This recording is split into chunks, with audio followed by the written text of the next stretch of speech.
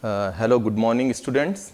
I am Yadunandan Deshmukh, working as an assistant professor in the Department of Chemical Engineering, IPS Academy, Institute of Engineering and Science, Indore. So, very good morning, and once again, very good morning. So, today we will discuss about the heat exchangers. So, you each and every know about the heat transfer. It is a very basic subject and very important subject for chemical engineers. For the process industries, the heat exchangers plays a very important role for exchanging the heat. So heat exchangers are generally used for transferring the heat between two fluids by using some separation. Means for the hot fluid and for the cold fluid, there may be one separation of the wall, and through the wall the heat transfer will take place. So for achieving the maximum heat transfer, there will be the different type of heat exchanger we have to use. Heat exchangers are the device for using the heat transfer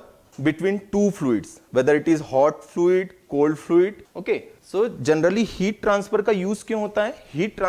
heat exchanger का use क्यों होता है कि जब cold fluid और hot fluid के बीच में कितनी अमाउंट ऑफ हीट ट्रांसफर होगी तो हमें हीट एक्सचेंजर्स का यूज करना होगा. ओके, सो आप सभी जानते हैं कि जो हीट ट्रांसफर के मोड्स होते हैं, कितने मोड्स होते हैं?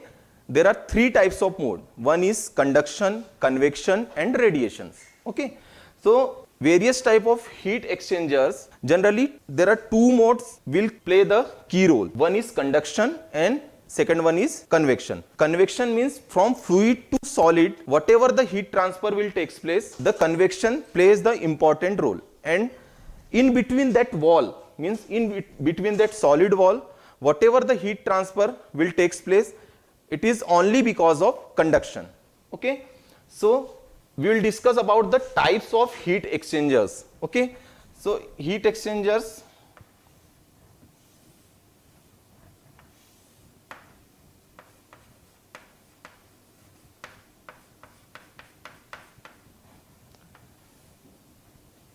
यदि हम क्लासिफिकेशन की बात करें तो ये 2 कैटेगरी में क्लासिफाई होता है. एक होता है रेक्यूपरेटिव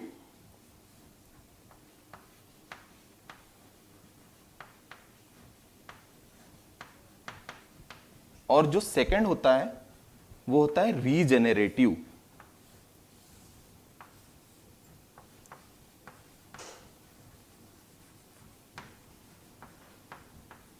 अब हम जनरली देखते हैं कि हीट एक्सचेंजर मतलब सभी के मुंह में ये होता है कि स्टेनलेस ट्यूब हीट एक्सचेंजर होता है ना, डबल पाइप हीट एक्सचेंजर होता है. लेकिन ये सब एक्सचेंजर किसके प्रिंसिपल पे काम करते हैं? सबसे इंपॉर्टेंट चीज वो है ना.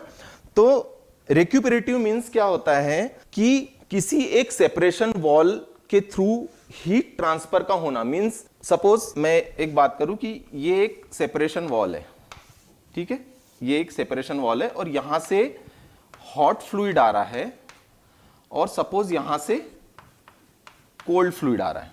ओके, सो जो इस वॉल से हॉट फ्लूइड से कोल्ड फ्लूइड में जो भी हीट ट्रांसफर होगा, तो इसके पीछे जो प्रिंसिपल है वो क्या कहलाएगा? रेक्यूपरेशन. मींस कि एक सेपरेशन वॉल में हॉट फ्लूइड से कोल्ड फ्लूइड में अमाउंट ऑफ हीट का ट्रांसफर होना, it is called recuperation. This type of exchanger will be classified in the category of recuperative heat exchangers. Okay, and what about regenerative? Regenerative means आपने generate किया. Means suppose ये हमारा एक pipe है ना, ये हमारा पाइप है, यहां से सबसे पहले हमने क्या किया? हॉट फ्लूइड को फ्लो करा दिया, है ना. हॉट फ्लूइड को फ्लो करा देंगे तो कन्वेक्शन के थ्रू ये जो इसकी जो पाइप की वॉल्स है वो क्या हो जाएगी? हीट अप हो जाएगी, है ना. हीट अप हो जाएगी. उसके बाद जब हॉट फ्लूइड यहां से फ्लो हो गया, पास आउट हो गया, then we can pass the cold fluid from here. Okay, so the whatever the heat transfer will takes place, it is only because of the regeneration. Okay, so this type of exchanger is called regenerative heat exchanger. I think ये clear हो गया कि recuperation क्या है, regeneration क्या है. So 2 category क्या है? recuperative heat exchanger and regenerative heat exchanger. Okay, अब इसमें भी कैटेगरी डिवाइड होती है. एक होता है इनडायरेक्ट और दूसरा होता है डायरेक्ट। ओके, अब इनडायरेक्ट और डायरेक्ट का मीनिंग क्या? इनडायरेक्ट में अलग अलग कैटेगरी। इनडायरेक्ट मींस एक सेपरेशन वॉल के थ्रू फ्लूइड अलग अलग क्रॉस सेक्शनल एरिया में फ्लो हो रहा है, ठीक है। तो इसमें आ गया आपका double pipe heat exchanger, second आ गया shell and tube exchanger, okay. अब जो डायरेक्ट आ गए, डायरेक्ट में जनरली कूलिंग टावर्स आपने सुना होगा ना। मींस कूलिंग टावर्स में क्या होता है कि जो वाटर और एयर का डायरेक्ट कांटेक्ट होता है, but in indirect contact heat exchanger there will be some separation wall between two fluids, hot and cold. So the simplest example is double pipe heat exchanger and second one is shell and tube heat exchanger, okay. And regenerative में आपका आ जाएगा static and dynamic.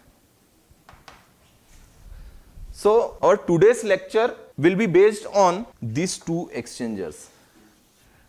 And whatever the things we will consider in the lecture will be based on double pipe and shell and tube heat exchanger, okay. So we will discuss about double pipe exchanger and shell and tube exchanger, and further we will discuss about the design aspects, whatever the design procedure for the shell and tube heat exchanger. These are the classification of heat exchanger, and we will discuss some mean temperature difference, how we will calculate the mean temperature difference, how we will calculate the logarithmic mean temperature difference, what will be the flow arrangement for the heat exchanger, whether it is parallel flow, co-current flow, counter flow, cross flow, okay. So we will discuss later. सबसे पहले हम आते हैं, सबसे basic exchanger जो होता है वो होता है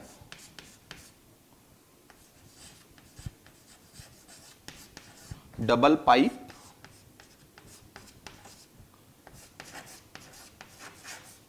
हीट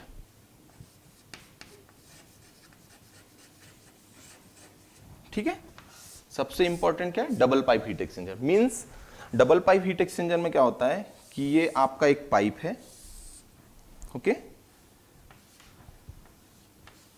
इसी के सराउंडिंग एक और पाइप होता है,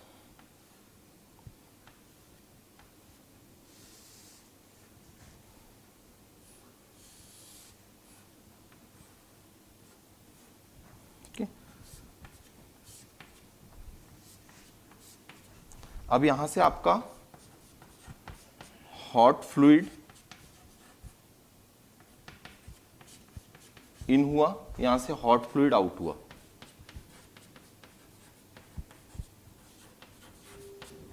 सिमिलरली यहां से cold fluid inlet and this is cold fluid outlet. अब इस डायग्राम को देख के हमें क्या समझ में आ रहा है? इस डायग्राम को देख के ये समझ में आ रहा है कि दोनों का डायरेक्शन क्या है बेटा? सेम है ना। दोनों का डायरेक्शन क्या है? सेम। मींस दोनों सेम डायरेक्शन में फ्लो हो रहे हैं। This type of exchanger is based on the parallel flow arrangement, cocurrent, you can call it as cocurrent exchanger, है ना। यदि मैं इसकी टेम्परेचर प्रोफाइल बनाऊं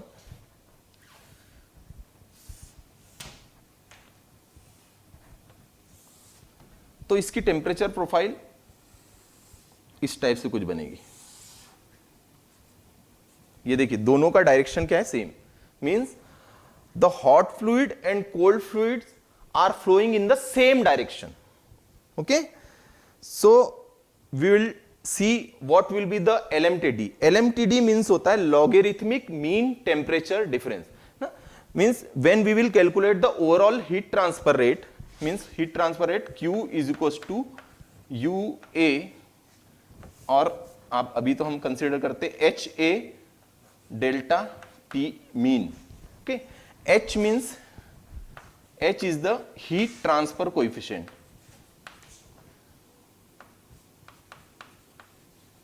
transfer coefficient. Okay, A is the surface area and delta T means mean temperature difference. Temperature difference. Okay, so in the heat exchanger we knows only the terminal temperatures, means the hot fluid inlet temperature, okay, hot fluid outlet temperature, cold fluid inlet temperature and cold fluid outlet temperature. We know only the terminal temperature, means inlet and as well as outlet temperature, but we don't know the temperature inside the heat exchanger. Okay, so whatever the temperature difference will takes place, or whatever the change in the temperature will be happen inside the heat exchanger is totally exponential change. Okay, so due to that exponential change we have to calculate the logarithmic mean temperature difference. Okay, so for this variation in temperature we have to calculate the LMTD. Okay, so for the LMTD calculation, logarithmic mean temperature difference calculation, we have to know about the terminal temperature of hot and cold fluid. Okay, so by using this temperature profile we can easily calculate the LMTD. Okay, so LMTD means difference in this temperature and in this temperature. Okay, so for the parallel flow heat exchanger, what will be the LMTD? THI minus this. Okay, inlet temperature of the hot fluid minus inlet temperature of the cold fluid. THI minus TCI minus this difference THO minus TCO. THO minus TCO divided by ln of THI minus TCI divided by THO minus TCO. Okay, THI means inlet temperature of hot fluid, inlet temperature of cold fluid, outlet temperature of hot fluid and outlet temperature of cold fluid. Okay, so by using this correlation we can easily calculate the LMTD. Okay, so this is for parallel flow और इसको हम बोल सकते हैं cocurrent flow arrangement. Okay, and the second one flow arrangement is counter current flow. अब counter current double pipe heat exchanger.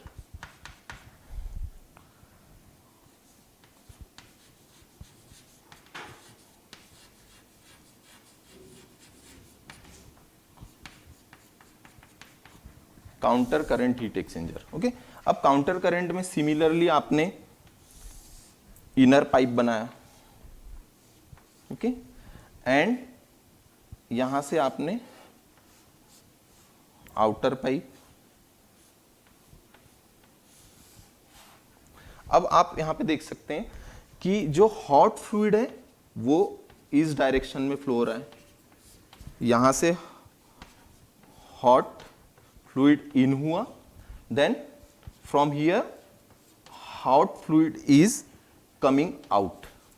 Okay, but previously we have discussed in parallel flow heat exchanger the direction of flow is same for the hot fluid and cold fluid, but here the direction will be different.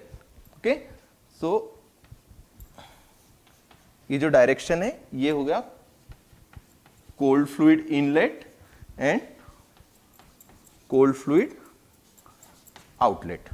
Okay, so इसमें direction कैसा है, ऐसा ऐसा, and for this the direction is totally different. अब हम temperature profile की बात करें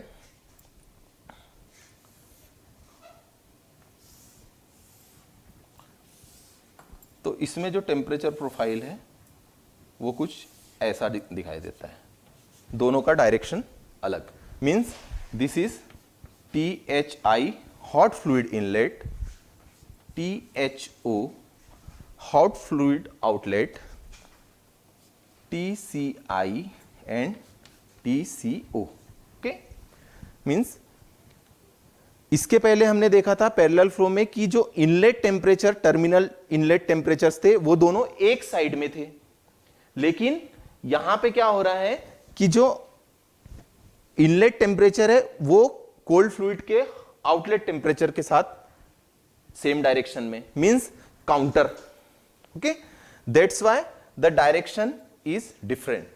okay, so similarly we can calculate the LMTD for co-current flow, means by using this terminal temperature difference we can calculate the LMTD. Okay, so LMTD for counter current heat exchanger. Okay, so LMTD means THI minus THO, TCO sorry, THI minus TCO minus THO minus TCI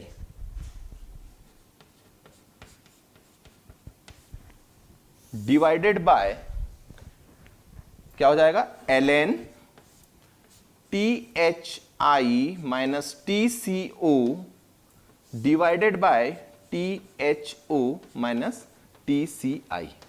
Okay, by using this correlation we can easily calculate the LMTD, means logarithmic mean temperature difference for counter flow heat exchanger. Okay, जब इसके कुछ examples करेंगे सो उस time पे ये clear होगा कि जैसे अभी मैं बता रहा हूं कि LMTD फॉर काउंटर फ्लो, यहां लिखते हैं हम LMTD for counter flow heat exchanger is always greater than LMTD for parallel flow heat exchanger ना। LMTD for counter flow heat exchanger is always greater than LMTD for parallel flow heat exchanger. Okay, only because of the flow arrangement.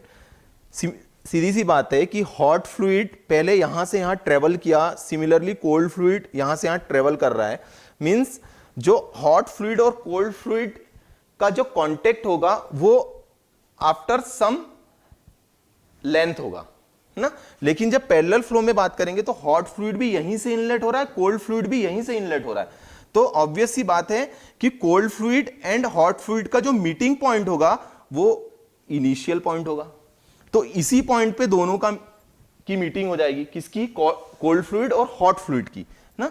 तो उसके कारण क्या होगा, जो भी temperature में difference होगा वो बहुत कम होगा ना।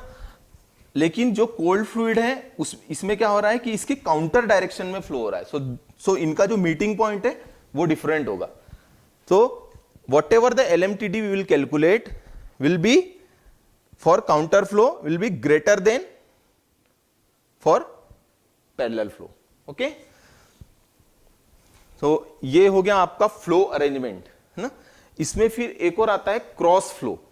ओके, तो वो हम डिस्कस करते हैं, ठीक है। अब फ्लो अरेंजमेंट में अगर मैं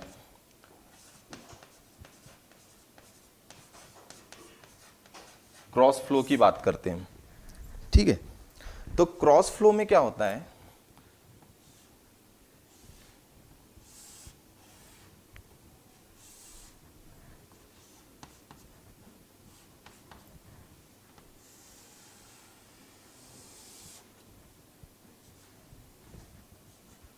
okay, so in the cross flow the flow will be not a counter direction and not in the parallel direction, mean combination of counter and parallel will be cross flow है ना। यहां से समझ में आ रहा है कि this is the THI means hot fluid inlet temperature.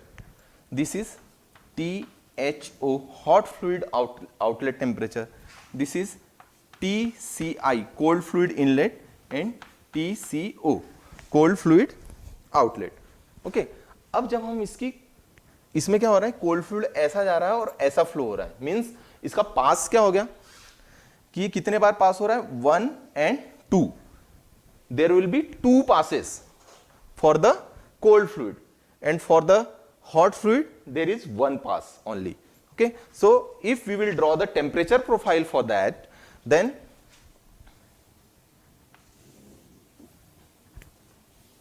we will find like this.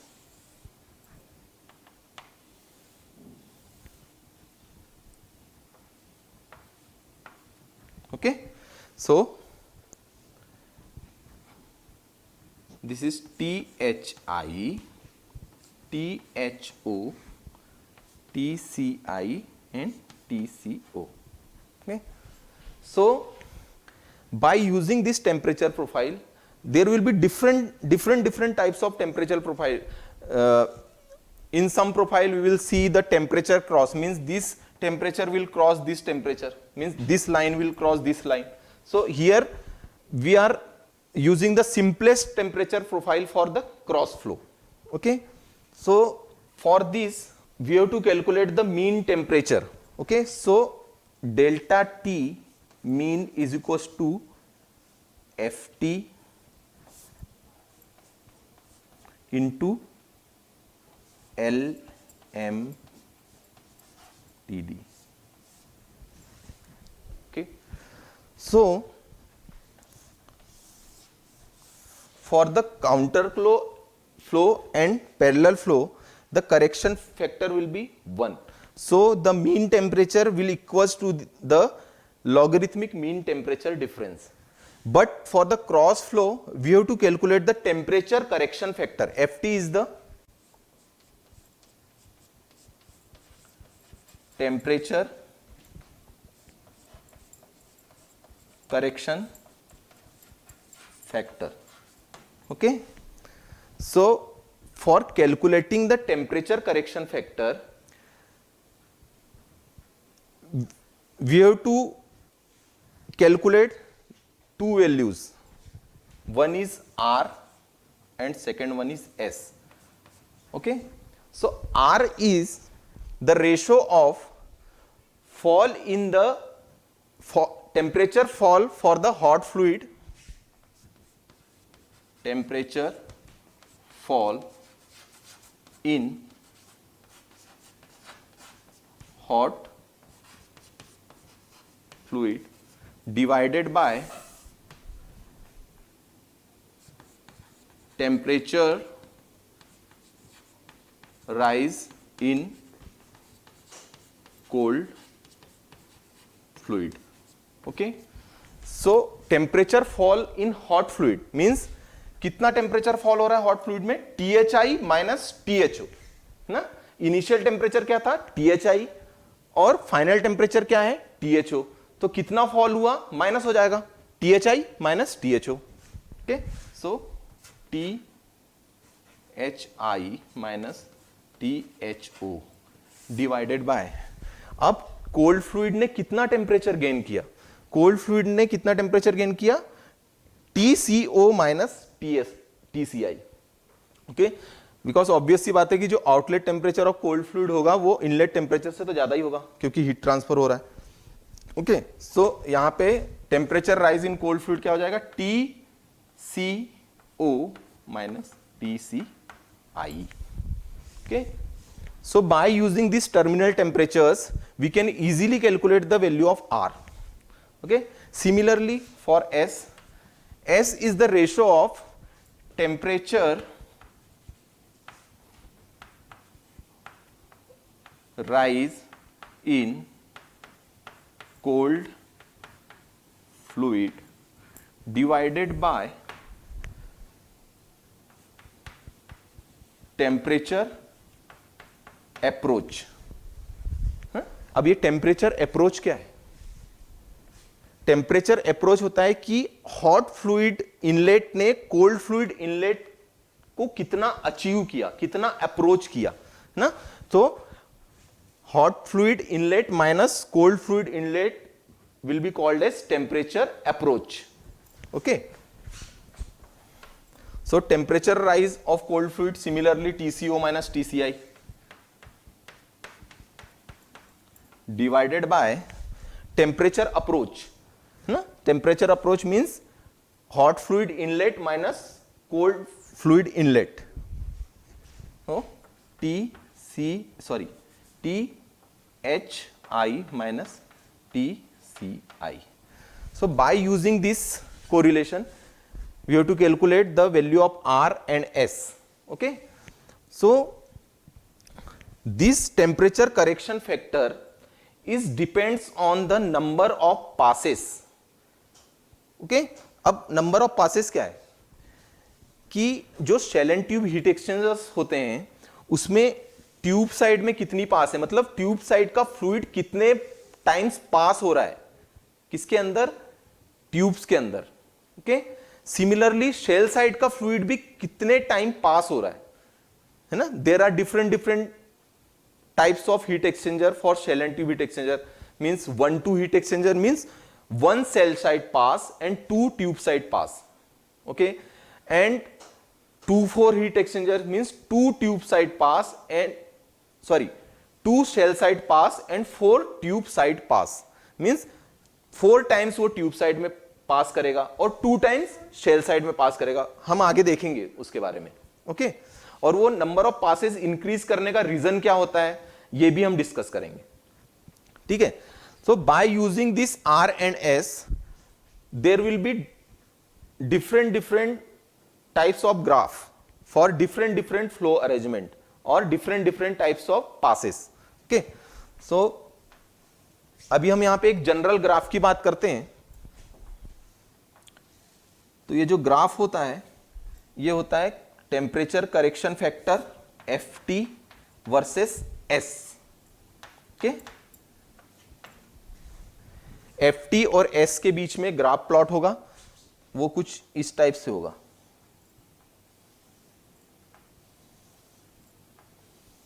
ये जो ग्राफ की लाइन है ये शो कर रही है R की वैल्यू को. Okay, so during the calculation जो भी R और S की वैल्यू फाइंड आउट होगी ना, what ever the value of R and S, by using that value of R and S, like suppose S की value आई 10.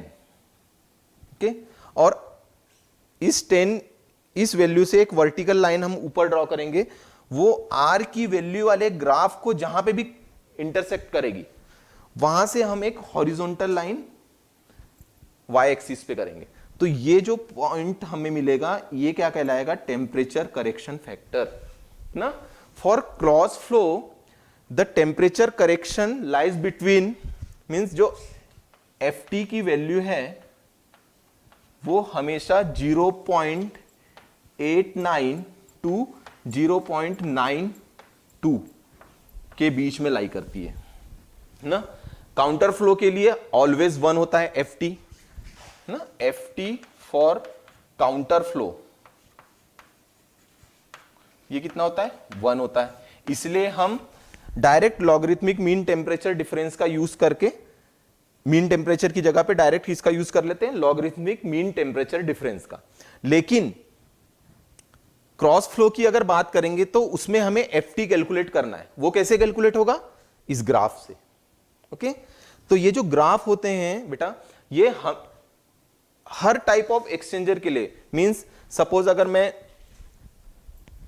1-2 exchanger की बात करूं, means 1 shell side pass and 2 tube side pass. Similarly अगर 2-4 exchanger की बात करूं, means 2 shell side pass and 4 tube side pass. तो दोनों में क्या होगा कि ये जो ग्राफ है वो अलग अलग होगा. तो जो भी क्वेश्चन में कंडीशन दी है, means if the 1-2 exchanger is using for that question, then by using the data book we have to search the value of FT by 1-2 exchanger graph. Okay, Similarly for 2,4 exchanger. Okay, so this is all about the flow arrangement. So first flow is co-current or parallel flow, second one is counter flow and third one is cross flow. Okay, अब हम बात करते हैं one shell side pass and two tube side pass exchanger की. Okay, so अभी जैसे मैंने cross flow में आपको बताया कि क्रॉस फ्लो में कैसे टेम्परेचर डिफरेंस कैलकुलेट करना है, और वो जो करेक्शन एफटी जो है मींस टेम्परेचर करेक्शन फैक्टर है, वो कैसे अलग अलग पासेस के लिए अलग अलग कैलकुलेट होता है. So we will discuss here about the 1-2 heat exchanger. इसको हम जनरली बोलते हैं 1-2 heat exchanger. Okay, 1-2 means one shell side pass and 2 tube side pass. Okay, तो इसमें फ्लो अरेंजमेंट कैसा होता है?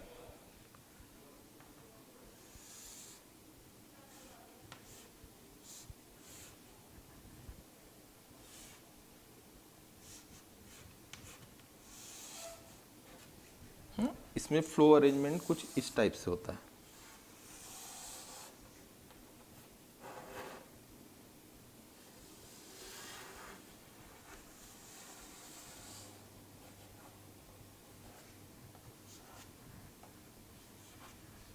Okay, so here यहां से आपका आया TCI means cold fluid inlet.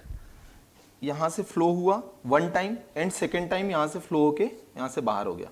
TCO means there are two passes, means 2 times pass हो रहा है किसके अंदर से? ट्यूब के अंदर से. One this and second. Okay, but in shell side THI means hot fluid inlet temperature, similarly THO hot fluid outlet temperature.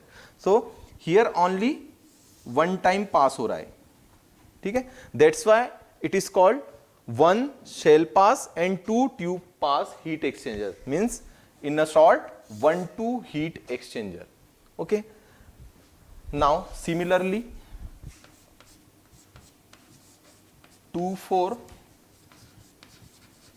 heat exchanger. अब 2-4 हीट एक्सचेंजर में कैसा फ्लो अरेंजमेंट होगा?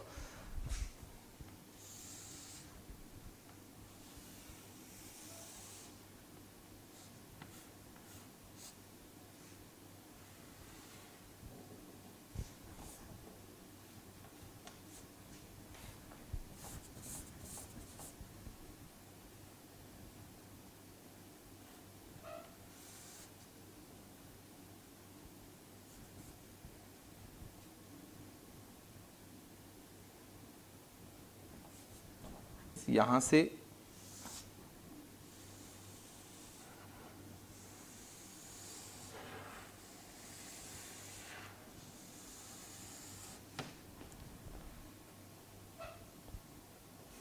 ओके,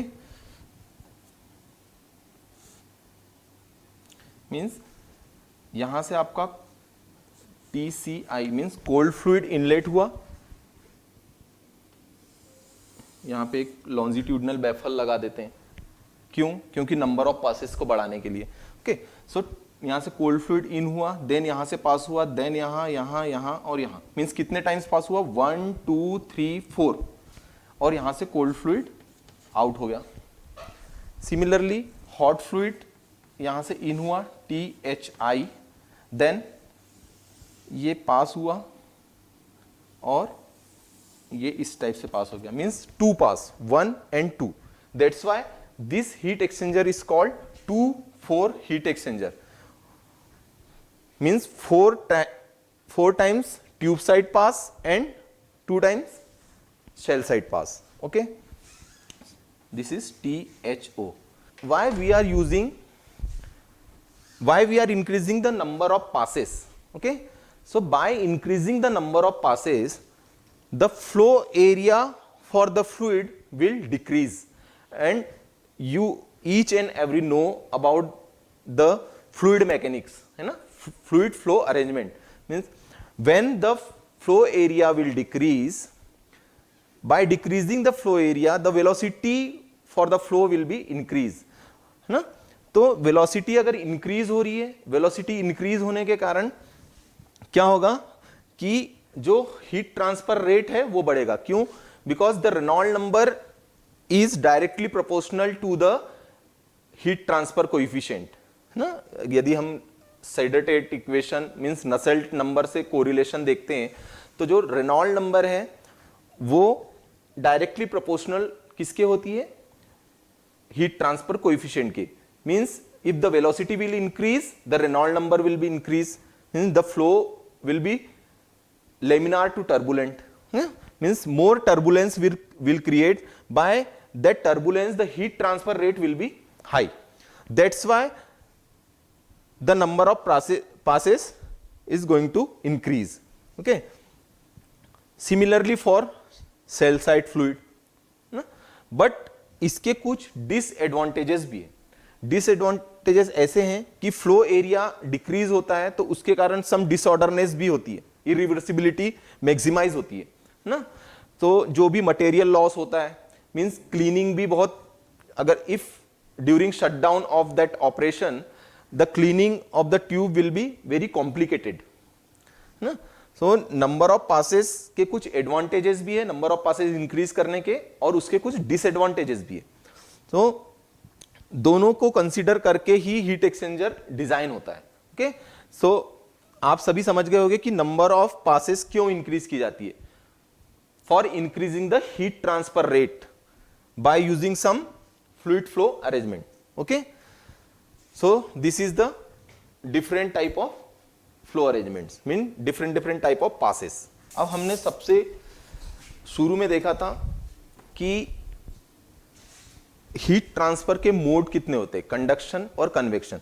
और मैंने सबसे शुरू में ये बताया था कि जो हीट एक्सचेंजर होता है उस हीट एक्सचेंजर में सबसे ज्यादा रिस्पॉन्सिबल जो मोड्स है हीट ट्रांसफर के वो है conduction and convection. So when we will calculate the overall heat transfer, that time what type of modes we will consider? Okay, so if this is one tube and this is second tube, okay, अब यहां पे क्या है, hot fluid flow हो रहा है इस tube के अंदर। अगर मैं ऐसी बात करूं, इस ट्यूब के अंदर हॉट फ्लूइड फ्लो हो रहा है और इस ट्यूब के सराउंडिंग यहां पे क्या है, कोल्ड फ्लूइड है। ओके, यहां क्या है, कोल्ड फ्लूइड फ्लो हो रहा है और इस वॉल से हीट ट्रांसफर हो रहा है, हॉट टू कोल्ड। ओके, सो अब हम इसको इस टाइप से कुछ बनाते हैं।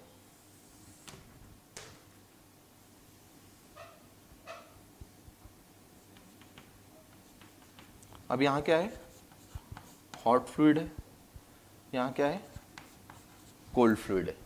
Okay, this is hot fluid, इस वॉल के सराउंडिंग हॉट फ्लूइड है, ये ट्यूब की वॉल की थिकनेस है, यानी दिस इनर ट्यूब के वॉल की थिकनेस है, and this is cold fluid ना। तो अब यहां पे we all know Q is equals to HA delta T ना।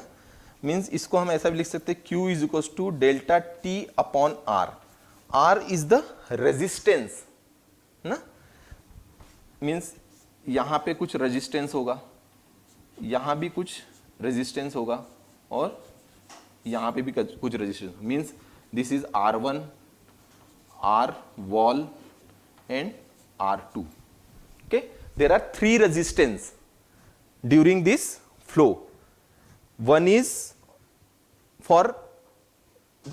only because of convection, means this is convection resistance, means यहां पे कहां से कहां हीट ट्रांसफर हो रहा है, फ्लूइड टू सॉलिड वॉल ना। जब भी फ्लूइड से सॉलिड वॉल में हीट ट्रांसफर होगा, that time we will consider the mode of means convection mode. Okay, and जब इस सॉलिड वॉल में हीट ट्रांसफर होगा तो ओनली कंडक्शन, है ना। ये तो बहुत बेसिक है।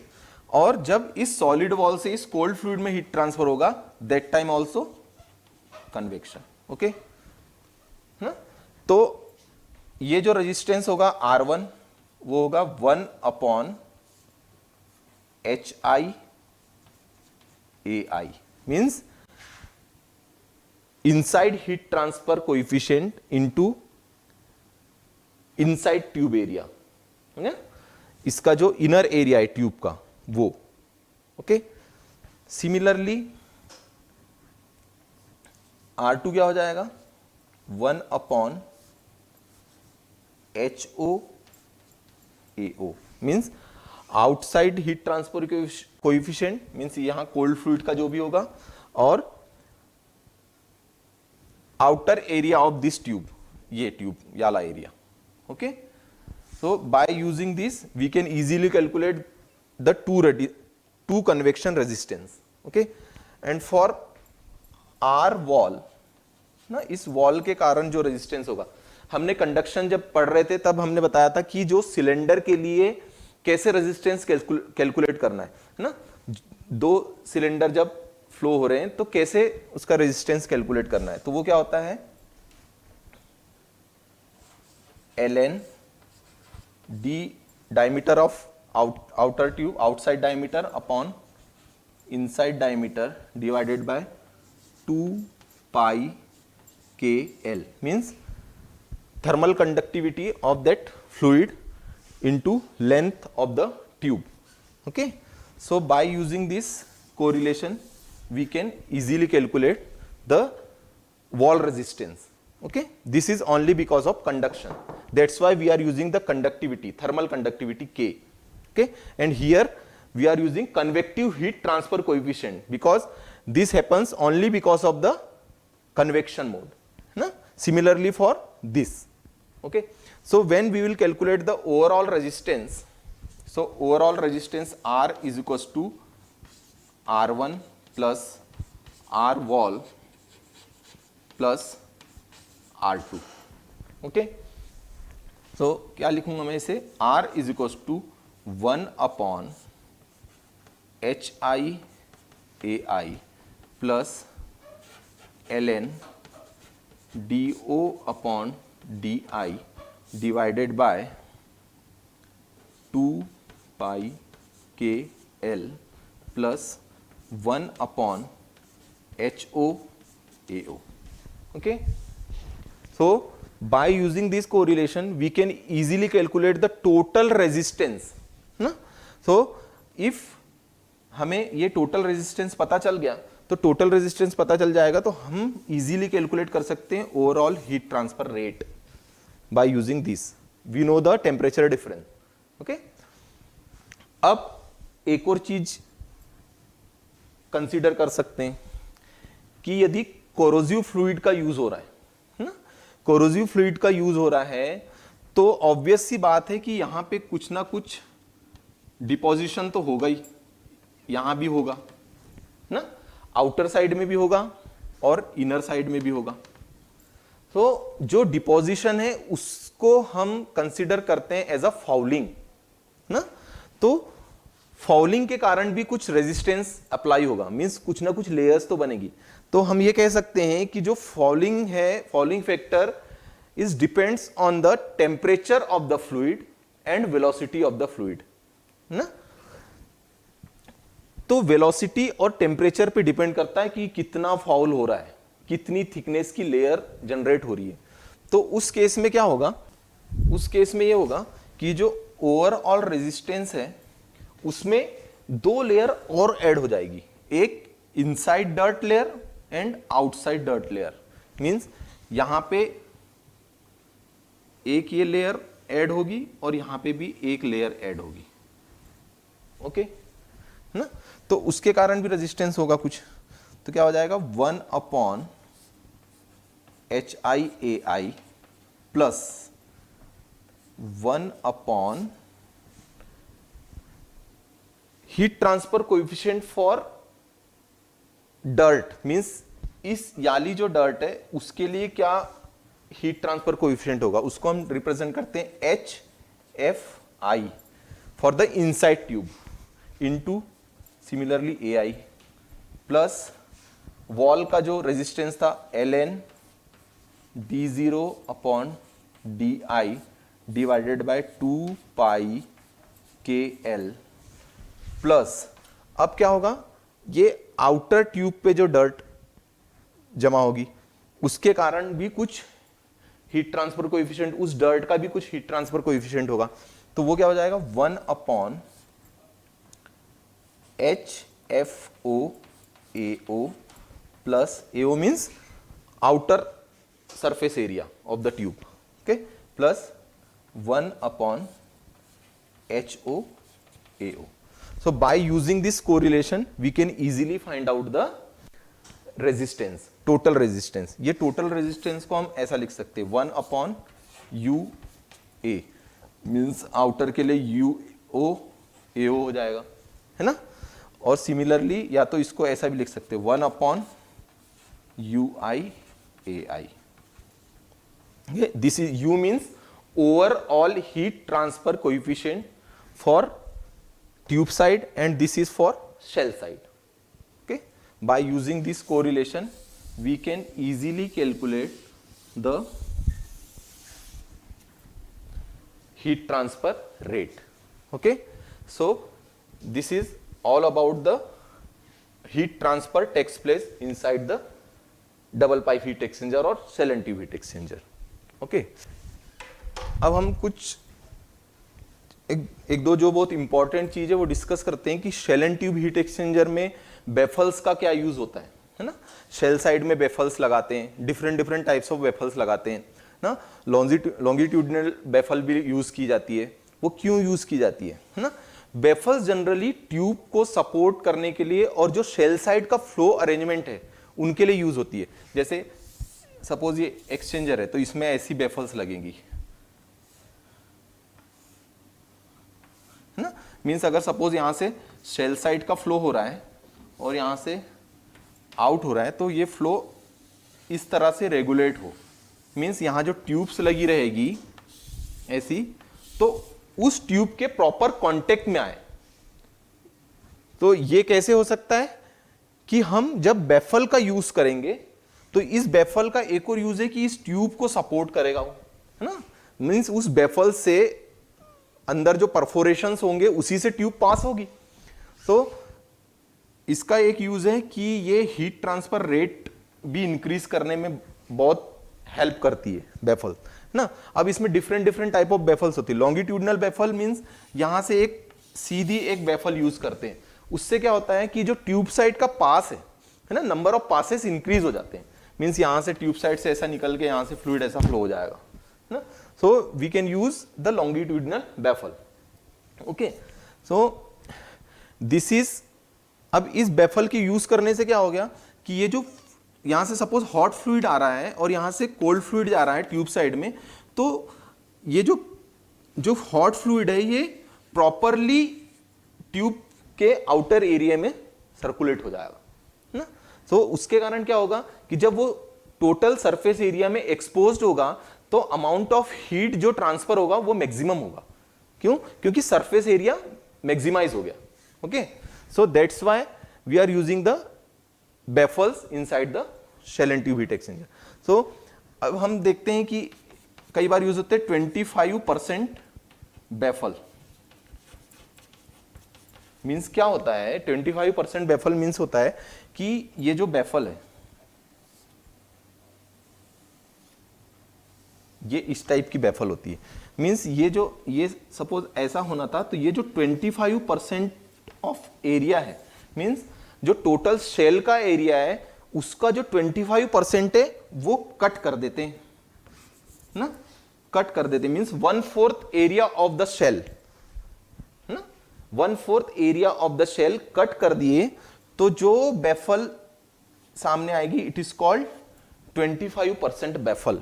25% बेफल ना, तो ये जनरली यूज हो रही है। आप देखो यहां से ये टोटल पूरे शेल का एरिया एक्वायर नहीं कर रही है, उसका क्रॉस सेक्शन एक्वायर नहीं कर रही है, यहां से कुछ ना कुछ परसेंट एरिया फ्लो के लिए दिया जा रहा है ताकि ये रेगुलरली फ्लो होता रहे। So it is called 25% baffle. Okay, clear हो गया?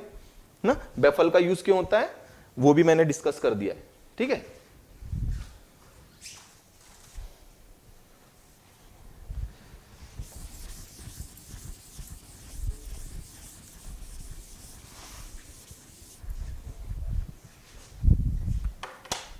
अब ये तो हो गया कि टाइप ऑफ हीट एक्सचेंजर क्या है ना, कितने टाइप्स ऑफ हीट एक्सचेंजर होते हैं, फ्लो अरेंजमेंट क्यों रेगुलेट करते हैं, नंबर ऑफ पासेस इंक्रीज करने से क्या होता है, ये सारी चीजें आई थिंक आप सभी को क्लियर हो गई होगी। अब हम आते हैं डिजाइन ऑफ हीट एक्सचेंजर।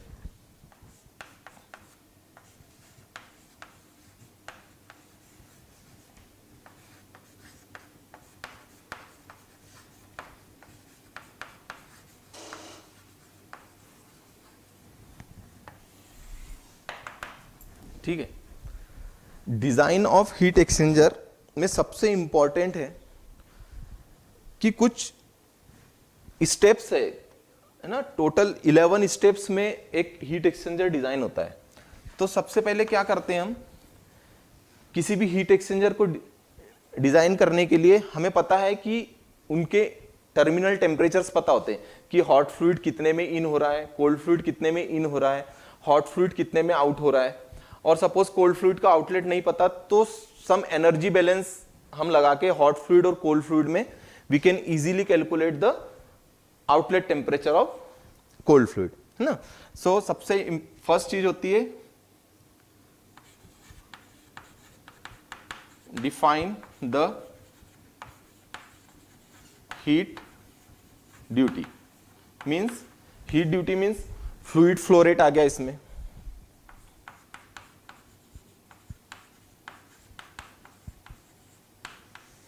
है ना, क्या आ गया, फ्लूइड फ्लो रेट आ गया, टेम्परेचर्स आ गए, है ना, फ्लूइड टेम्परेचर्स आ गए, इनलेट एंड आउटलेट। तो heat duty means Q is equal to M C P delta T, है ना। हीट ड्यूटी मींस क्या होता है, Q is equal to M C P delta T. हमें ये इंडिविजुअली कैलकुलेट करना होगा हॉट फ्लूइड में। सपोज हम Q is equal to hot fluid के लिए इक्वेशन को लिखते हैं तो क्या हो जाएगा, flow rate of hot fluid MH, heat capacity of hot fluid या specific heat of hot fluid CPH and THI minus THO means hot fluid temperature difference. By using this correlation we can easily calculate the heat transfer takes place for the hot fluid. Similarly,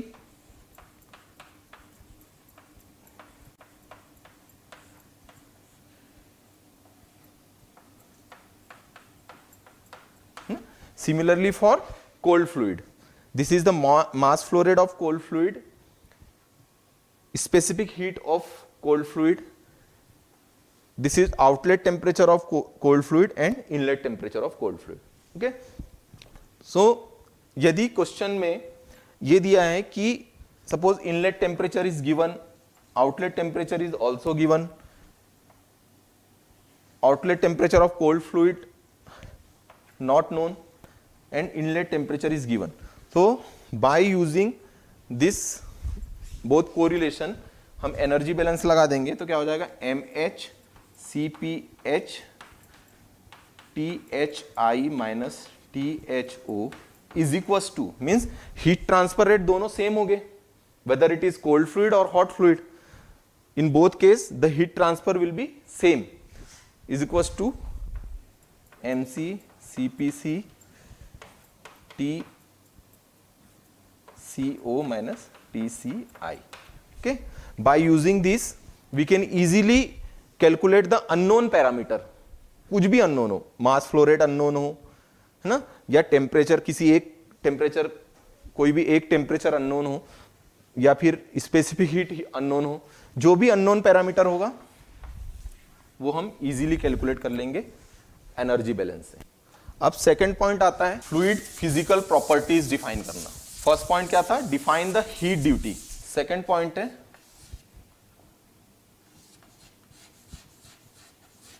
collect the all fluid physical properties ना। सबसे पहले हमने क्या किया कि heat duty define करी, means heat transfer rate define कर लिया, क्यू किससे, एमसीपी डेल्टा टी से। सेकेंडली हम फ्लूइड की फिजिकल प्रॉपर्टीज डिफाइन करेंगे अकॉर्डिंग टू टेम्परेचर ना। इसमें क्या आ जाएगा, डेंसिटी आ जाएगी, विस्कोसिटी आ जाएगी, म्यू ना, डेंसिटी विस्कोसिटी, फिर हीट कैपेसिटी आ जाएगी ना।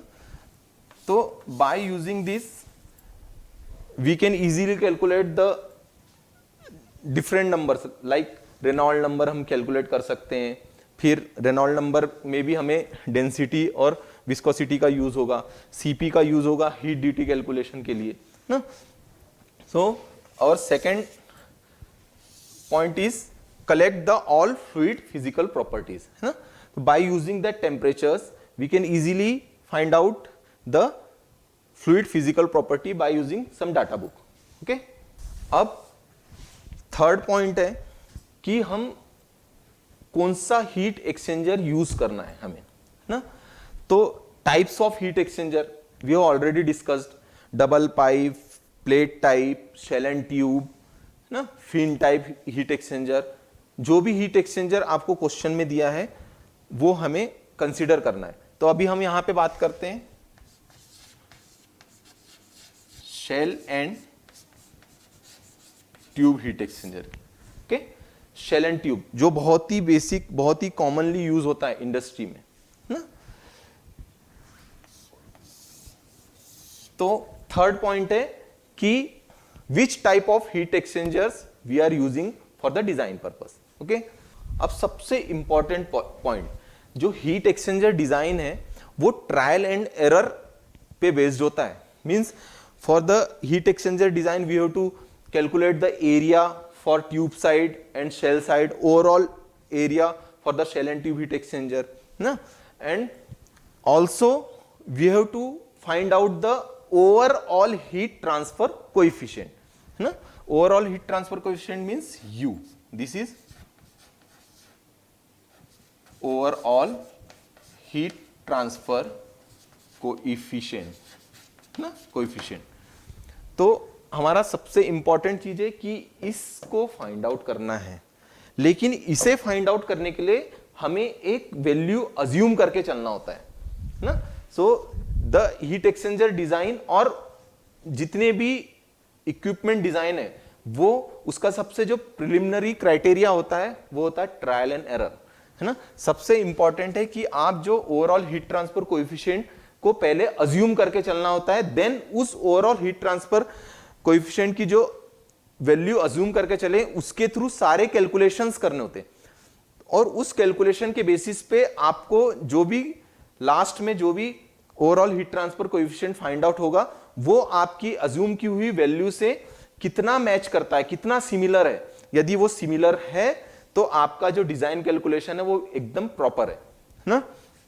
तो अभी हमारा जो फोर्थ पॉइंट है वो क्या है, फोर्थ पॉइंट आपका क्या है, assume the overall heat transfer coefficient U है ना। अब ये जो overall heat transfer coefficient U को अज्यूम करना है ये डिपेंड करता है कि आप टाइप ऑफ फ्लूइड कौन सा यूज कर रहे हैं। मतलब हॉट फ्लूइड आपका कौन सा है, ये वाटर भी हो सकता है ना, ये स्टीम भी हो सकता है, ये ऑयल भी हो सकता है ना, या ऑर्गेनिक सॉल्वेंट भी हो सकता है। ठीक है, ये कुछ भी हो सकता है। कौन सा, hot fluid. Similarly cold fluid आप कौन सा यूज कर रहे हैं। तो according to the fluid, whatever the fluid we are using, we can easily assume the value of overall heat transfer coefficient ना। आप जब क्वेश्चंस करेंगे डाटा बुक से सारी चीजें आपको इजीली फाइंड आउट हो जाएंगी। सो ये सबसे इंपॉर्टेंट होता है कि आप ओवरऑल हीट ट्रांसफर कोएफिशिएंट कैसे अज्यूम कर रहे हैं। तो इसका सबसे प्रिलिमिनरी क्राइटेरिया क्या है, the fluid which is flowing ना, whether it is hot or cold ना। according to the hot and cold fluid we can easily assume the overall heat transfer coefficient. Okay, clear? अब fifth point है calculation of delta Tm, mean temperature. We have already discussed how to calculate the mean temperature.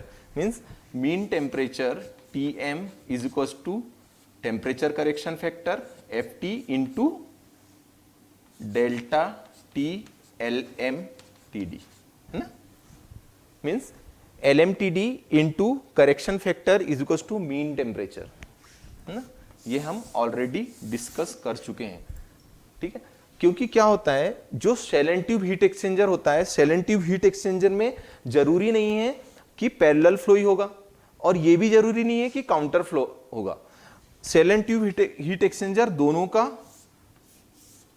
Combination है. इसमें parallel flow भी होगा, इसमें counter flow भी होगा और ऐसा भी फ्लो होगा, मतलब क्रॉस फ्लो अरेंजमेंट होता है. तो क्रॉस फ्लो के लिए जो हमने पहले डिस्कस किया था, the value of R and S, तो ये जो ग्राफ हमने प्लॉट किया था, यानी जो ग्राफ आपको दिया हुआ है डाटा बुक में, S, FT and R value, है ना. By using this value of S and R we can easily find out the correction factor. And जब करेक्शन फैक्टर आपका फाइंड आउट हो जाएगा तो उससे हम इजीली मीन टेम्परेचर कैलकुलेट कर सकते हैं. समझ में आ गया? ये पहले मैं डिस्कस कर चुका हूं कि ये कैसे मीन टेम्परेचर हमें फाइंड आउट करना है फॉर द क्रॉस फ्लो, है ना. क्योंकि shell and tube heat exchanger में हम कभी कंसीडर नहीं कर सकते काउंटर फ्लो और पैरेलल फ्लो. यदि क्वेश्चन में दिया है कि counter flow exchanger we are using, then there is no need to calculate the Ft. Why? Because for the counter flow the value of Ft is equals to 1. Means temperature correction factor always equals to 1 होता है. किसके लिए? Counter flow के लिए. Okay, for the cross flow the range will be between 0.89 to 0.92. जब आप यहां से फाइंड आउट करेंगे तो लेस देन 1 ही आपको वैल्यू मिलेगी. So by using that value we can easily find out the mean temperature delta Tm. Okay, अब next क्या है? Overall area.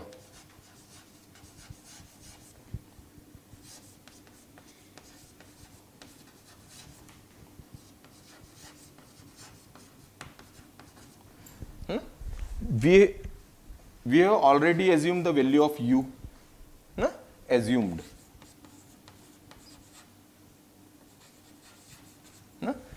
ये हम ऑलरेडी अज्यूम कर चुके हैं. ठीक है, अब हमने डेल्टा Tm भी कैलकुलेट कर चुका है.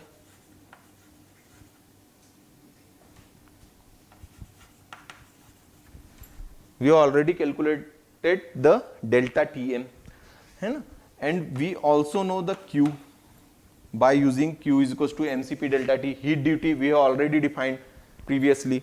Okay, so by using this Q is equals to UA delta Tm. Okay, we know the U, we know the delta Tm, then we can easily find out the overall area. A is equals to Q upon U into delta Tm. तो यहां से क्या हो जाएगा? आपका overall area calculate हो जाएगा. ठीक है, ये समझ में आ गया? तो सबसे पहले हमने क्या किया? हीट ड्यूटी डिफाइन की, है ना. हीट ड्यूटी में फ्लूइड फ्लो रेट कैलकुलेट करा या फिर आउटलेट टेम्परेचर्स कैलकुलेट किए. देन उसके बाद हमने देखा fluid physical properties according to temperatures, density, viscosity, thermal conductivity and specific heat. Okay, after that type of heat exchanger हम कौन सा यूज कर रहे हैं वो हमने डिसाइड किया, whether it is double pipe, shell and tube. So हम अभी यहां पे बात कर रहे हैं shell and tube heat exchanger की. Then the overall heat transfer coefficient value assumption, means कौन सा overall heat transfer coefficient assume किया. दिस इज कैसे अज्यूम करते हैं वो, आपने फ्लूइड कौन सा यूज कर रहे हैं ना, weather it is steam, water, hot oil, cold oil, whatever ना, और एनी ऑर्गेनिक सॉल्वेंट. देन उसके बाद जब ये यू अज्यूम हो गया तो यू अज्यूम होने के बाद हमें किसकी जरूरत पड़ेगी, मीन टेम्परेचर की। ओके, तो for finding the mean temperature we already discuss कैसे हमें मीन टेम्परेचर फाइंड आउट करना है, क्योंकि shell and tube heat exchanger में कभी भी पैरेलल फ्लो नहीं होता है और काउंटर फ्लो भी नहीं होता है, combination of parallel and counter flow होता है, और we can call it as cross flow. Okay, ये हो गया। Then by using the value of u and delta Tm we can easily calculate the overall surface area of heat exchanger. Okay, तो ये आपके 6 steps हो गए। Then next one is decision of exchanger layout.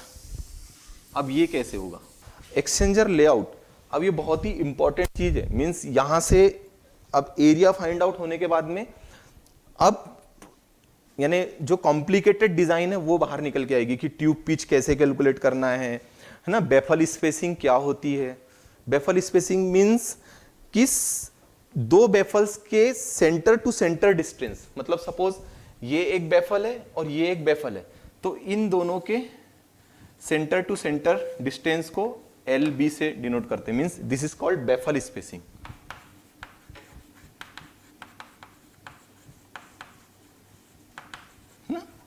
Similarly tube pitch, suppose मैं triangular pitch की बात करता हूं, है ना, ये ऐसी ट्यूब इस ऐसी ऑर्गेनाइज्ड होती है ट्यूब, है ना, ट्रायंगुलरी, या फिर स्क्वायर पिच अरेंजमेंट।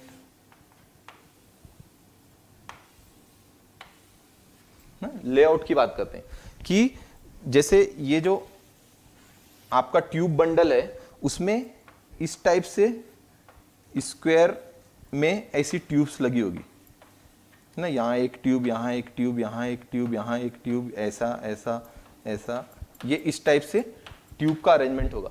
या तो ट्रायंगुलर भी हो सकता है, ऐसा ऐसा ना। अब स्क्वायर पिच और ट्रायंगुलर पिच कहां कब यूज करना होता है ना, तो ट्रायंगुलर पिच तब तक यूज कर सकते हैं जब तक कि कोई कोरोसिव फ्लूइड यूज नहीं हो रहा है ना। If we are using the corrosive fluid और any hot fluid, means the temperature of that fluid is very high, that time we have to use the square pitch ना। Means we can easily clean the tubes, but in the triangular pitches the tubes are very complicated, means बहुत पास पास में ही connect होती है, तो उनके बीच में जो space होता है क्लीनिंग के लिए वो बहुत इम्प्रॉपर होता है। So for that corrosive fluid we cannot use the triangular pitch ना, but in the triangular pitch the tubes are connected very compact, means very compact arrangement will be there in triangular pitch, so the heat transfer rate will be higher। जितना ज्यादा compact heat exchanger होगा, जितना surface area maximum मिलेगा, उसके लिए heat transfer rate obvious सी बात है ज्यादा होगा। Why? Because the heat transfer rate is directly proportional to the area. Okay, so ये समझ में आ गया कि कहां पे हमें ट्रायंगुलर पिच यूज करना है, कहां पे हमें स्क्वायर पिच यूज करना है। तो हीट एक्सचेंजर लेआउट की मैं बात करूं तो हीट एक्सचेंजर लेआउट के लिए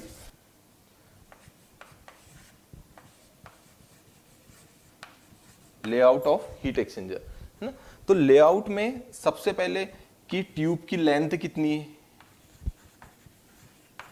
लेंथ, डायमीटर ऑफ ट्यूब है ना, shell diameter, inside and outside diameter of tubes, कितनी लेंथ है उसकी, ये सारी चीजें हमें सबसे पहले देखना होता है ना, कि शेल की कितनी लेंथ है, शेल का कितना डायमीटर है, ये सारी चीजें हमें कंसीडर करना होता है। देन उसका सेकंड पॉइंट ये हो गया कि आपका ट्यूब अरेंजमेंट कैसा है, मतलब किस टाइप की आप स्क्वायर पिच यूज कर रहे हैं, ट्रायंगुलर पिच यूज कर रहे हैं, क्या यूज कर रहे हैं, है ना।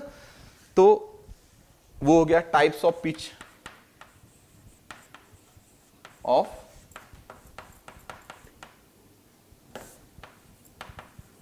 टाइप्स ऑफ पिच आप कौन सी यूज कर रहे हैं, ठीक है।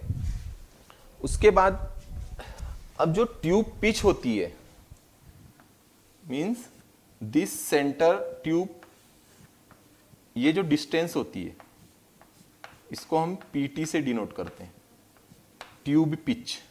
ओके, सो जो ट्यूब पिच होती है PT is equal to 1.25 times the outer diameter of tube, DO is the outside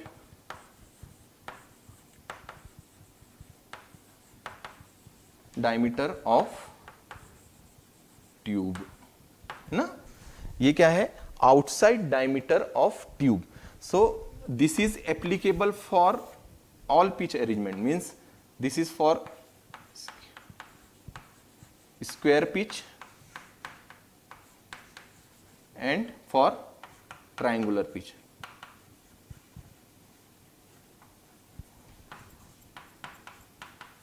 ठीक है, तो इस कोरिलेशन से we know the outer diameter of that tube, है ना। हमने पहले ही सबसे फर्स्ट पॉइंट जब हम लेआउट डिसाइड कर रहे थे तब हमें पता था कि ट्यूब का आउटसाइड डायमीटर कितना है ना, और शेल का भी डायमीटर कितना है, ये सारी चीजें हमने पहले ही फाइंड आउट कर लिया है। तो we can easily find out the tube pitch. So the tube pitch is the centre to centre distance between two tubes is called tube pitch and it is 1.25 times of the outside diameter of tube। ठीक है, यहां से आपका tube pitch calculate हो गया। फिर हमें surface area of one single tube, एक सरफेस एरिया कैलकुलेट करना होगा किसका, एक सिंगल ट्यूब का। वो कैसे कैलकुलेट करेंगे, A naught is equal to pi D naught and the length of the tube. Pi D L is the surface area of a tube, है ना। ये आपका सरफेस एरिया।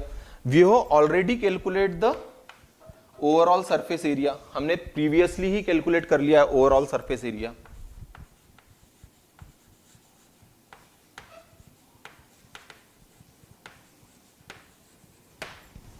ठीक है, अब इससे हम इजीली कैलकुलेट करेंगे number of tubes, n। Number of tubes is the overall surface area upon individual surface area of one tube, है ना। We can easily calculate the number of tubes, number of tubes. ठीक है, तो number of tubes कैसे calculate हो जाएगी, number of tubes is total surface area, this is the overall total surface area divided by the surface area of single tube, है ना। तो इससे क्या आपका कैलकुलेट हो गया, नंबर ऑफ ट्यूब्स, कि ओवरऑल हीट एक्सचेंजर में कितने नंबर ऑफ ट्यूब्स लगी है। ठीक है, इससे आपका नंबर ऑफ ट्यूब्स कैलकुलेट हो गया। अब diameter of shell, diameter of shell कैसे कैलकुलेट होगी। ओके, सो हमें सबसे पहले देखना होगा बंडल डायमीटर। बंडल, ठीक है, बंडल डायमीटर कैसे होता है, DB. Bundle diameter means tube का बंडल होता है कि नंबर ऑफ ट्यूब्स, उस बंडल में कितने नंबर ऑफ ट्यूब्स कनेक्ट होगी। अब we have already calculated the number of tubes, है ना, नंबर ऑफ ट्यूब्स हमें पता है। तो अब बंडल डायमीटर कैसे फाइंड आउट करेंगे, तो bundle diameter is equal to outside diameter of single tube into n, means number of tubes divided by k divided by 1/n। अब ये जो k और n की वैल्यू है ये डिपेंड करती है आपका फ्लो अरेंजमेंट पे, नंबर ऑफ पासेस पे, है ना। n and k is totally depends on the number of passes and flow arrangement। okay, so by using this correlation we can easily calculate the bundle diameter। okay, अब second point है shell side, ना।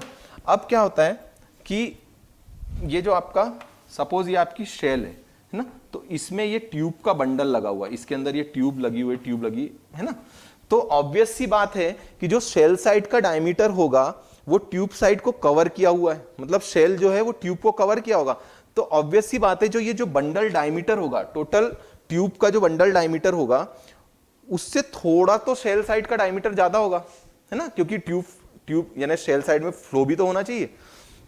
तो जो shell side diameter है ds is equal to 1.1 of bundle diameter, है ना, this is 1.1 of bundle diameter. हमें ये चीज हो गया, लेआउट में हमने क्या क्या कैलकुलेट कर लिया, लेंथ, डायमीटर, ये सारी चीजें फाइंड आउट कर ली, कौन किस टाइप की पिचेस यूज कर रहे हैं वो भी हमने देख लिया। पिचेस यूज करने के बाद में हमने एक इंडिविजुअल ट्यूब का सरफेस एरिया निकाला। अभी हमको ओवरऑल सरफेस एरिया पता है, उसके थ्रू हमने नंबर ऑफ ट्यूब्स निकाल ली। नंबर ऑफ ट्यूब्स निकालने के बाद में हमने बंडल डायमीटर निकाला। बंडल मींस ट्यूब बंडल का कितना डायमीटर है, एक सिंगल ट्यूब का डायमीटर पता करके नंबर ऑफ ट्यूब से मल्टीप्लाई करके, और ये जो दो फैक्टर्स है which is depends on the flow arrangement and number of passes and the shell, by using that bundle diameter we can easily calculate the shell diameter, ds is equals to 1.1 times of bundle diameter। okay, so obvious सी बात है कि जो shell का diameter होगा वो bundle diameter से थोड़ा तो बड़ा होगा ही होगा। ठीक है, अब इंपॉर्टेंट चीज आती है बेफल स्पेसिंग, है ना। बेफल स्पेसिंग भी क्या होती है कि दो बेफल्स के सेंटर से सेंटर की distance, it is called baffle spacing. ये जो बेफल स्पेसिंग होती है ये हमेशा, जो इसको हम जो DF के नाम से अगर हम the baffle spacing is always should be less than the shell diameter, है ना। जो शेल डायमीटर है उससे कम होना चाहिए, और जो बेफल अपना शेल साइड का जो डायमीटर होता है उसका 1/5 से कम नहीं होना चाहिए, है ना। It should not be less than the 1/5 of shell diameter, ना। बेफल स्पेसिंग जो है it should not be less than the shell side diameter, 1/5 of the shell side diameter, है ना। ऐसी बेफल स्पेसिंग रखी जाती है। ये हो गया कि एक्सचेंजर, हीट एक्सचेंजर लेआउट में कौन से पैरामीटर्स होते हैं, we have already discussed. Bundle diameter, tube pitch, baffle spacing, है ना, individual diameter, shell side diameter, individual diameter of tube, we have already discussed. अब सबसे इंपॉर्टेंट जो है वो है इंडिविजुअल हीट ट्रांसफर कैलकुलेशन, है ना। इंडिविजुअल मींस शेल साइड का हीट ट्रांसफर कैलकुलेट करना है, and tube side heat transfer means inside heat transfer coefficient HI and HO, और इसको हम बोल सकते हैं UI एंड UO अगर ओवरऑल हीट ट्रांसफर की बात करें। ठीक है, तो अब इनका कैलकुलेशन करना है।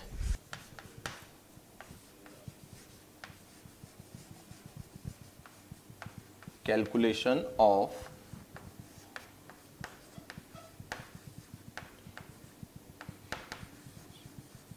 individual heat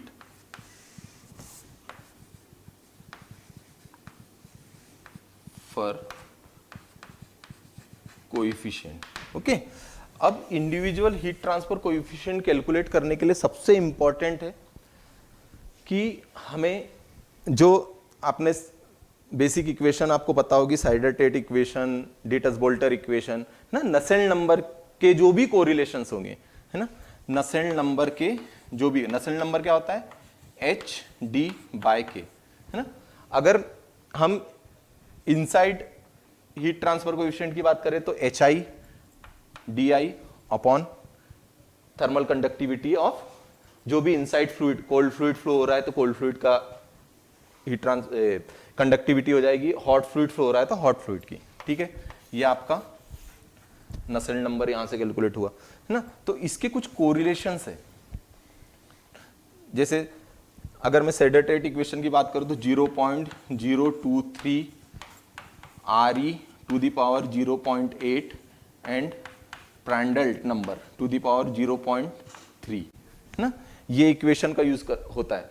वो कैसे होता है कि जब हम रेनॉल्ड नंबर कैलकुलेट करते हैं, रेनॉल्ड नंबर क्या होता है, D V rho upon mu. D means diameter, V means velocity, rho means density and mu means viscosity ना. By using these when we will calculate the Reynolds number, so according to Reynolds number we can easily decide whether it is viscous flow means laminar flow or turbulent flow na.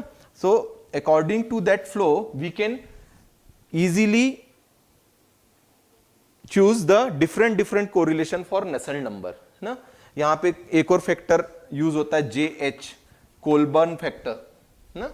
तो ये किस पे depend करता है कि आपका flow कैसा है, आप क्या फ्लूइड यूज कर रहे हैं, और उसके बाद velocity and mass flow rate के थ्रू में कैसे रेनॉल्ड नंबर आ रहा है, किस रेंज में आ रहा है, और उस रेंज के अकॉर्डिंग आपका फ्लो क्या है, टर्बुलेंट है या लेमिनार है. Okay, so by using this we can easily calculate the inside heat transfer coefficient ना.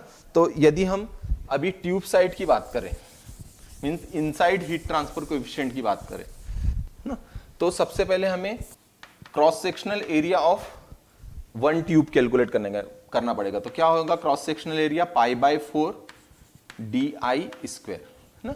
DI is the inner tube diameter means ये जो ट्यूब है उसका inside diameter, it is represented by DI. Okay, so by using this we can easily calculate the cross sectional area of one tube है ना. अब हमें देखना है कि नंबर ऑफ ट्यूब्स पर पासेस कैसे कैलकुलेट करेंगे है ना. सपोज 4 पास हीट एक्सचेंजर है ना, तो इस सिंगल पास में कितनी ट्यूब्स है वो हमें कैलकुलेट करना है. वो कैसे कैलकुलेट करेंगे,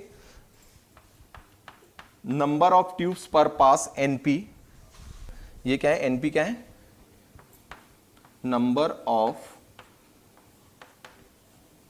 ट्यूब्स पर पास. ठीक है, अब number of tubes per pass means NP is equal to total number of tubes, total number of tubes upon number of passes, number of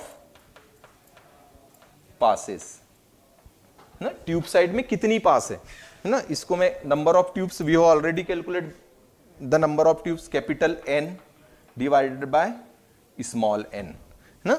number of passes को किससे डिनोट कर रहे हैं, small n से, and total number of tube क्या होगी, capital N ना. तो we can easily calculate the tubes per pass है ना, नंबर ऑफ ट्यूब्स पर पास. अगर 4 पासेस है ट्यूब साइड में तो एक सिंगल पास में कितनी ट्यूब्स अरेंजमेंट है ना. तो उससे हम डायरेक्टली, सपोज आपकी टोटल नंबर ऑफ ट्यूब्स 50 है ना, और नंबर ऑफ पासेस 2 है, तो पर पास में ट्यूब कितनी हो जाएगी, 25. ओके, सो एक सिंगल पास में 25 ट्यूब्स हो जाएगी. अब आपको number of tubes per pass पता चलेगी, देन वेलोसिटी ना, वेलोसिटी कैलकुलेट करना है. तो velocity at tube side UT is equal to क्या हो जाएगा, mass flow rate of tube side divided by area of single tube into density.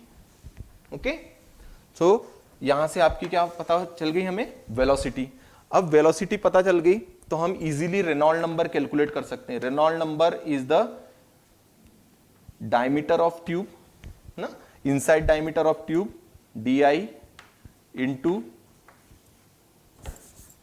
Velocity at tube side into rho upon mu ना. So by using this we can easily find out the Reynold number ना, and Prandtl number is equals to mu Cp upon K means viscosity into specific heat divided by thermal conductivity. So we can easily find out the Prandtl number, and by using the Reynolds number and Prandtl number, if the flow is viscous, then we can use Seider-Tate equation for individual heat transfer coefficient. वो क्या होता है? Nusselt number is equals to 0.023 RE to the power 0.8 into Prandtl to the power 0.3 ना। तो इसके through अब NU क्या है? HI/DI upon K। Okay, bye using this correlation ना, दिस इज जनरलाइज फॉर्म है ना। मैं एक जनरलाइज फॉर्म आपको बता रहा हूं कि इस नसेल्ट नंबर इक्वेशन का यूज करके हम individual heat transfer coefficient calculate कर सकते हैं। लेकिन if the condition will be different है ना, according to Reynold number the condition will be different, then we have to use the different correlation for the Nusselt number. Okay, so this is the generalized form. By using this आप यहां से हमें HI find out हो गया। Similarly for the shell side, अब shell side के लिए भी हमें heat transfer coefficient find out करना है, then only we can calculate the overall heat transfer coefficient. Calculation of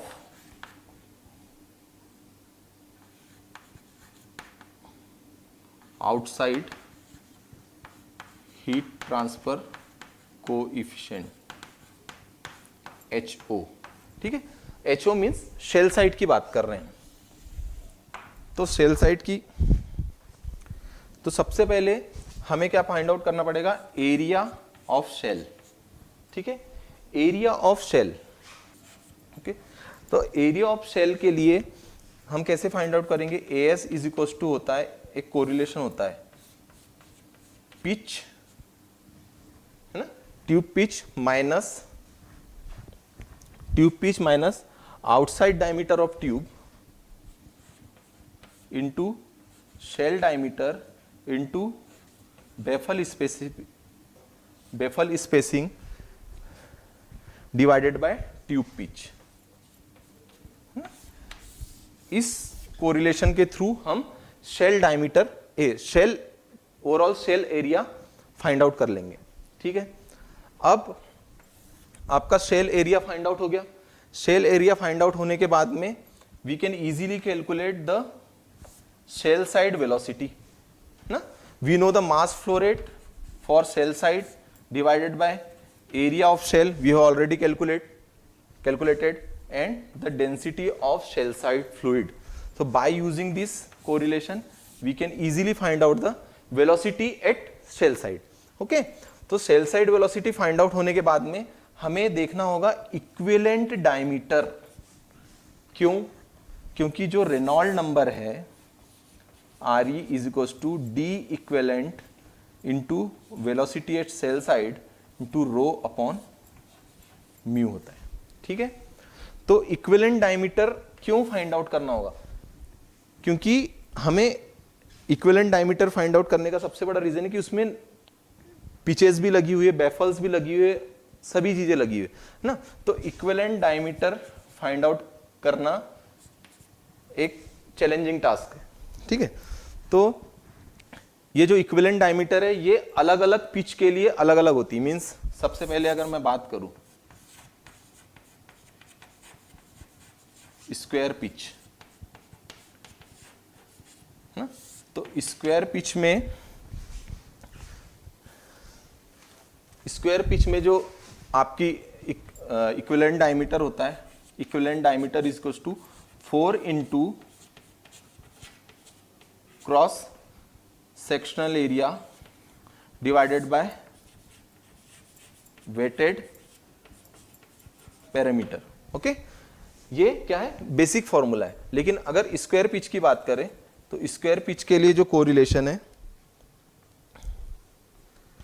वो है 4 into PT square means pitch square minus π/4 outer diameter of tube का square divided by π/do। Okay, so this is for this is the equation of equivalent diameter for square pitch. Okay, ये किसके लिए correlation है? Square pitch के लिए। Similarly triangular pitch,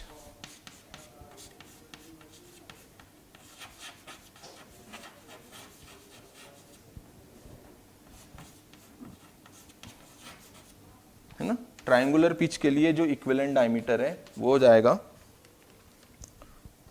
4 into 0.43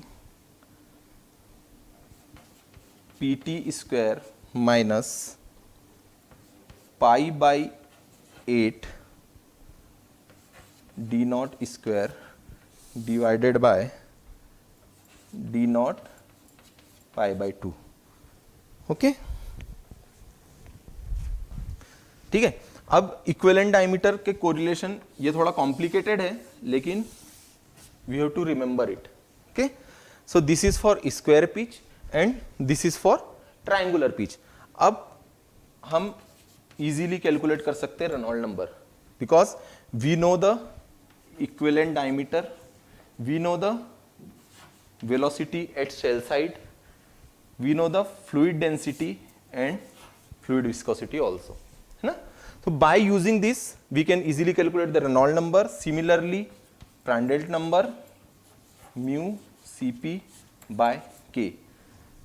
Okay, so when we will find out the Reynolds number and Prandtl number, we can easily find out the overall heat transfer coefficient HO dO upon K is equals to, है ना, HO dO upon K is equals to similarly 0.023 whatever the correlation will be, है ना।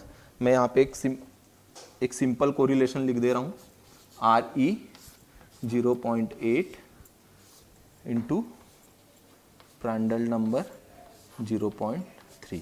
Okay, एक simple correlation है, ये change भी हो सकता है अकॉर्डिंग टू कंडीशन। जो भी आपकी कंडीशन होगी, जो भी रेनॉल्ड नंबर फाइंड आउट हुआ, प्रांडल नंबर की क्या कंडीशन है, फ्लूइड फ्लो की क्या कंडीशन है, उसके through we can easily change the Nusselt number. Okay, so by using this we can find out the outside heat transfer coefficient HO। Okay, अब जब ये फाइंड आउट हो गया, वी नो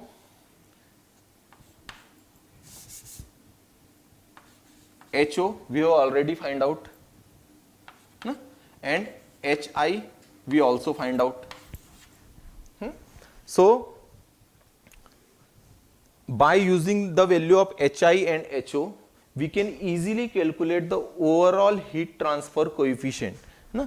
यदि मैं बात करूं 1 upon UI AI is equals to, जो we have already discussed the overall resistance R is equals to 1 upon HI AI plus 1 upon HFI means fouling heat transfer coefficient for inside tube fouling, है ना, कि tube के inside में जो भी fouling होगा उसके कारण जो रेजिस्टेंस होगा वो HFI AI plus conductive heat transfer resistance means ln DO upon DI divided by 2 pi KL plus 1 upon HFO AO plus 1 upon HO AO. Okay, so by using this overall resistance formula we can easily find out the overall heat transfer coefficient